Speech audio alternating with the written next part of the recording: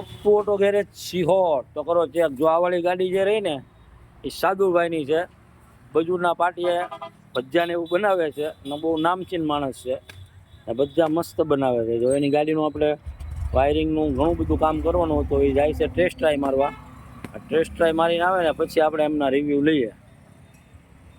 તો સાદુભાઈ test try મારીને આવી રહ્યા છે.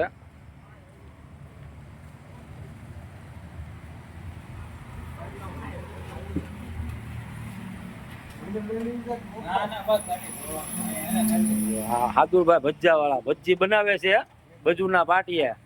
ક્રિષ્ના હોટલ ને, ક્રિષ્ના હોટલ વાળા. તમે ટેસ્ટ ટ્રાય મારી, તમે રિપેરિંગમાં લાવ્યા એ પહેલા ને રિપેરિંગ કર્યા પછી તમને કેટલો આમ ફેરફાર લાગ્યો હતો? મજા આવી ગઈ? થઈ ગયું બધું રેડી?